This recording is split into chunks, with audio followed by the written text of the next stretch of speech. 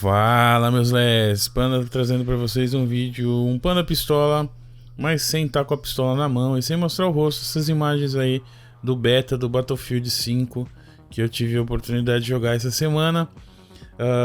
E o vídeo de hoje tem a ver sobre esse negócio do Battlefield Beta, também tem a ver com Elder Scrolls, que é o jogo que eu jogo mais. Tem a ver com casualização, né? Que é esse processo que a gente passa aí no universo dos games, os quais os jogos vão ficando mais simples, né? Eles vão ficando mais... Na verdade, a palavra correta, a gente não deve usar essa simplificação do jogo, né? Na verdade, assim, os jogos vão perdendo a sua profundidade, vão deixando eles mais rasos, né? Para poder atender a uma massa cada vez maior, para poder fazer dinheiro, porque na verdade os jogos são um produto e eles têm, né, a mídia que mais dá dinheiro hoje em dia são os videogames. E saiu uma notícia semana passada, por exemplo, que a maior franquia de mídia, isso responde por todas, né, tanto cinema, televisão, videogame, mas é o Pokémon. Pokémon tá com 59 bilhões de dólares já de lucro, e a casualização, ela realmente é um big business, né? Um negócio grande, e eu já falei, né, sobre isso num vídeo que eu fiz sobre o Battlefield 2, porque o Battlefield 2 foi o clímax da série, e do Battlefield 3 para frente, pode ser o 4, pode ser o 1, né? Pode ser esse 5 agora, pode ser o Hardline. Todos esses são apenas pálidas sombras do que o Battlefield já foi um dia, né?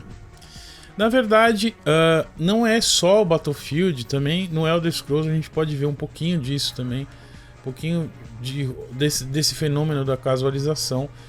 Eu andei jogando o Daggerfall, que é o segundo, foi o primeiro Elder Scrolls que eu joguei. Ele foi lançado em 1996. Eu joguei, tem 22 anos o jogo, né? Eu joguei ele faz um tempinho, depois joguei o Morrowind também durante as lives e tal, e a gente vai vendo realmente que algumas coisas vão sendo cortadas, eliminadas pela complexidade delas, né? Isso aí afasta um pouco os jogadores. Então, qual é o intuito quando a empresa como a Bethesda ou a DICE faz isso? Não é porque é porque eles percebem que pouquíssimos jogadores vão gostar do jogo, assim, você vai limitar o público-alvo para o seu produto se você deixar ele muito complexo, muito profundo. No Daggerfall, por exemplo, se vocês não sabem, tinha assim, um número maior de armas disponíveis, era possível você criar a sua própria classe, o sistema de level up era totalmente diferente. No Skyrim foi tudo ficando cada vez, né, não tem mais... a gente vê no Skyrim um sistema de level é totalmente diferente, né? Vai levelando conforme as coisas que você usa, os inimigos vão subindo de nível conforme você vai enfrentando eles, né? Eles vão subindo de nível também. Isso era algo que não tinha no Daggerfall. No Daggerfall era possível você fazer suas próprias magias, você tinha um sistema de spellmaking. Isso tinha no Morrowind também, a partir do Oblivion, e o Oblivion ao quarto, né? E o Skyrim já removeram esse sistema de spellmaking, não existe mais, não está disponível, né? Todos esses sistemas que vão sendo removidos do jogo, no caso do Battlefield, se você quiser ver um pouquinho como era antes, né, tem esse vídeo, como eu já falei, um vídeo explicando um pouquinho de como funcionava o BF2, né? E lá a gente tinha, por exemplo, as batalhas, os bombardeiros, tava a infantaria se enfrentando na ilha, e nisso de repente aparecia um cara de jatinho, soltava as bombas, bum bum bum bum bum, bum, caía as bombas, matava uns 10, 15 caras da infantaria, né? Então era bem cruel, ele simulava bem como que é a superioridade. Isso eu falava, né? Era até interessante na época. Superioridade aérea é tão importante nos campos de batalha, né? E o Battlefield conseguia, apesar de ser um jogo simplificado, né? Um jogo de videogame, ele conseguia simular isso. E o que isso acabou afetando, né? Na verdade, acabou afetando que o Battlefield 3 já removeu isso, já não tinha mais bombardeiro, as batalhas de jato era jato versus jatos, pouquíssima influência a superioridade aérea tinha nas batalhas de chão, então tentou fazer assim, batalha entre tanques e tanques, né? infantaria e deram várias opções também da infantaria poder eliminar os veículos, né? Em relação ao Battlefield 5 que eu joguei, falar um pouquinho, né, sobre as impressões que eu tive. Realmente está muito bonito, mesmo sem estar com o Ray Tracing, né? Eu não tenho uma placa capaz de fazer Ray Tracing, que é a novidade aí que a Nvidia lançou, né? E o Battlefield já vai ser um dos primeiros jogos que tem o Ray Tracing liberado. O jogo tá belíssimo, realmente tá muito bonito, as sombras, né? Toda a renderização do jogo. Se você é jogador de PC, você fica olhando a parede, os reflexos, é tudo muito belo, tudo muito lindo. Mas assim, de restante, ele não é preso a nada de realismo, né? E ele mantém aquela ideia. Aquela coisa que assim, pra mim matou a série foi essa casualização. Não é por acaso que o Battlefield 3 foi o primeiro que foi lançado para os consoles. Até o Battlefield 2, ele era uma série focada no PC. E aí eles lançaram o Battlefield 3 e aí virou assim, o sistema o sistema de hit deles é horroroso, né? Você atira no cara e o cara atira em você. E não obstante, nesse novo Battlefield, eles fizeram uma modificação no sistema de spot. Para quem não conhece, né, algumas pessoas ainda não jogaram, não sabem do que eu tô falando, o que é o spot. O spot, desde o Battlefield 1942, que foi o primeiro, né, você tinha uma tecla específica no PC, no caso o Q, que você conseguia olhar os inimigos e você conseguia spotá-los, né? Você pressionava um botão por um curto período de tempo enquanto estivesse mirando nos inimigos, e as pessoas do seu esquadrão, do seu time, iriam ver no minimapa, aparecia, ó, tem uma pessoa ali, tem um inimigo ali, né? Então isso era o spotting, né? Era inclusive uma habilidade muito boa. Os snipers, o trabalho dos snipers é de fazer isso, né? Nesse Battlefield eles tiraram essa mecânica de sniping. Não tem mais como você passivamente está snipando, né? Você spotando, né? Não é de sniper, é a mecânica de spotting. Passivamente você spota os inimigos. Então você consegue ver quando eles começam a atirar em você automaticamente já está spotando. Ou seja, ele ficou cada vez mais codificado, né? Codizado. E que é um elemento aí que a gente já tinha visto, né? Eu já tinha falado naquele outro vídeo sobre Battlefield, de que a gente estava vendo acontecendo isso, né? No começo, o Battlefield ele era uma resposta mais hardcore, mais realista, né? Na medida possível perante outros shooters, mas conforme foi passando o tempo ele foi se transformando naquilo que ele dizia que não era a mesma coisa, né? Ele virou um COD. Ele realmente hoje em dia é o COD da EA. A Activision tem o Call of Duty e a EA tem o Battlefield, né? Felizmente no PC nós temos ainda a opção, se a pessoa quer jogar um jogo mais realista, né? É possível jogar o Arma, por exemplo. Tem o Arma, tanto o Arma 3, né, o Arma 2 também tem a galera que joga, tanto que deu origem aí aos fenômenos de survival. Grande parte foi graças ao DayZ, que era um mod do Arma, o Battle Royale também, que era um outro mod que também nasceu, né, o PUBG, o Fortnite, todos esses jogos têm a sua genealogia linkadas diretamente ao Arma, né? E o Arma é o que? É um tactical shooter, então a gente tem essa separação. Os FPS, né, como First Person Shooter, como o Battlefield e o COD, estão aí, né, mercados multimilionários com lançamentos anuais ou bianuais, como é o caso do Battlefield, né, que saem para todas as plataformas, com DLC, etc e tal, né. Já os Tactical Shooters, né, houve uma separação que teve o início também na comunidade. Por exemplo, um dos primeiros Tactical Shooters mais focados no realismo que eu tive a oportunidade de jogar foi o famigerado Project Reality, né, que usavam os assets do Battlefield 2 para fazer um sistema mais realista, como se fosse de guerra mesmo, né. E hoje em dia a gente tem, o pessoal do PC não está tão órfão de jogos nesse estilo mais realista. A gente tem não só o Arma, mas tem os shooters de Primeira Guerra, o Verdun, por exemplo. Tem também temos o Red Orchestra, Rising Storm. São vários jogos que procuram emular ou simular, né, batalhas de tiro, né, de militares, mas com mecânicas realistas, né, não são mecânicas irreais, né, que seria o caso dessas mecânicas.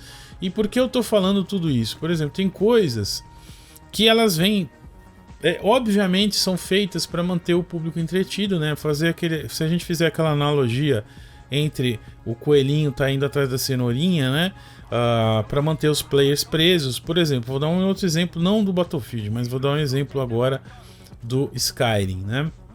Uma coisa que a gente via eram os mapas no Skyrim.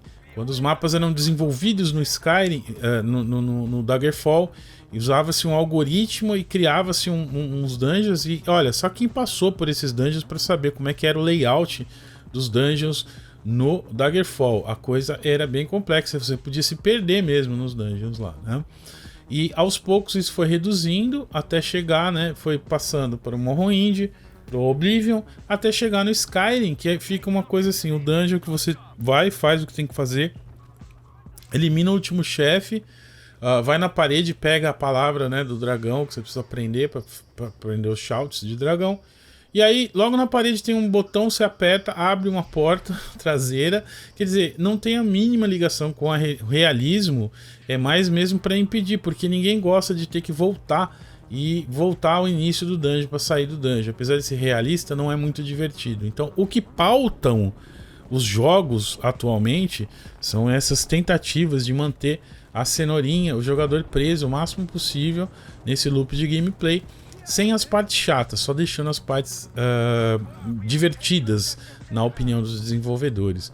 O problema é que isso acaba acarretando, né, em algumas coisas, por exemplo, como eu disse, em jogos de RPG, a gente não tem uma divergência como nos militar shooters, nos tactical shooters. Infelizmente, no RPG, a gente só vai vendo coisas, por exemplo, como o que eu poderia colocar hoje como seria um MMO mais complexo, um RPG mais complexo, seria o Divinity Original Sin. O Divinity Original Sin 2, por exemplo, é maravilhoso. Ele é o mais próximo, seguindo a ideia do que o Daggerfall tinha, de ter um jogo onde o computador é o mestre de jogo e ele tá lá para te proporcionar uma aventura, né? Por exemplo, eu sempre dou esse exemplo do Divinity. No Divinity 1 eu cheguei no local lá que era onde morava uma bruxa na parte norte da cidade, e aí eu tive a possibilidade, eu podia abrir a porta se eu tivesse a chave, podia tentar usar o lockpick, ou como se fosse um mestre de jogo, eu quero arrebentar essa porta com essa espada aqui. O mestre deixou, eu arrebentei a porta, quebrei a arma, mas consegui quebrar a porta e ativei uma armadilha. Ela acabou explodindo tudo, eu não consegui pesquisar nada.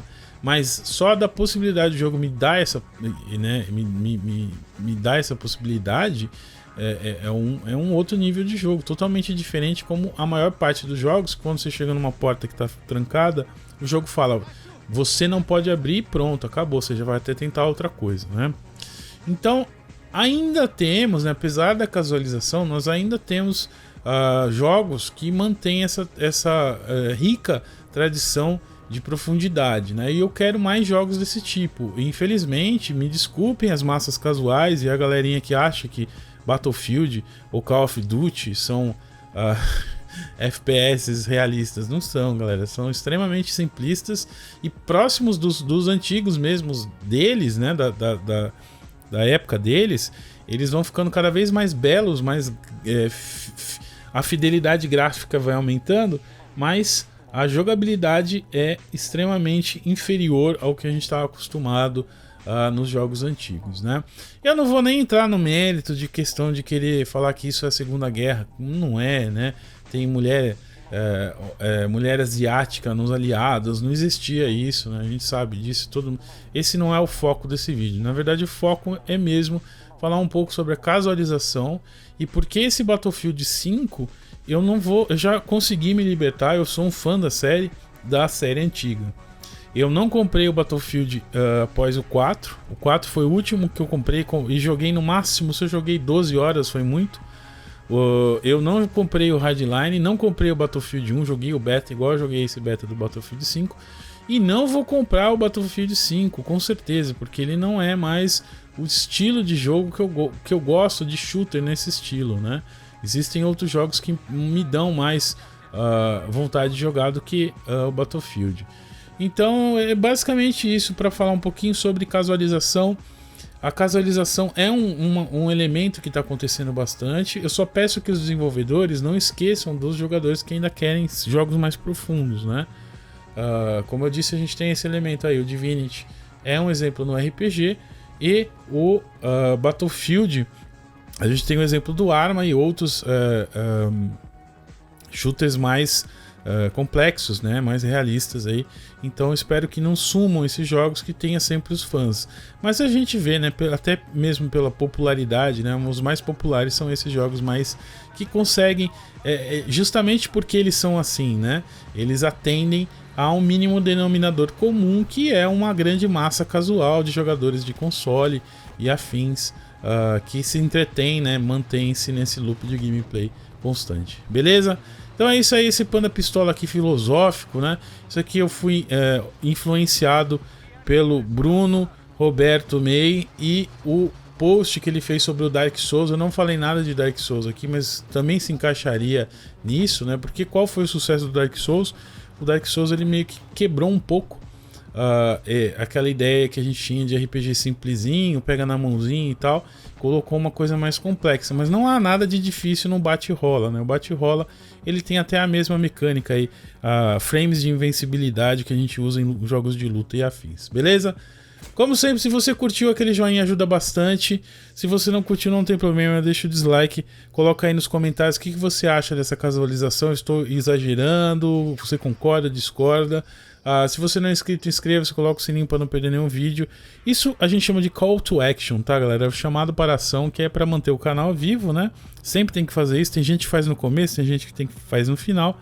E eu também queria lembrá-los que estou fazendo lives diariamente no Streamcraft. Eu assinei contrato com eles, então baixa o aplicativo, tem um link ali embaixo. Todo dia 10h30 dá um avisinho. E estamos jogando não só Elder Scrolls Online, mas também outros jogos, beleza? Beijo do Pano, até o próximo vídeo, fui!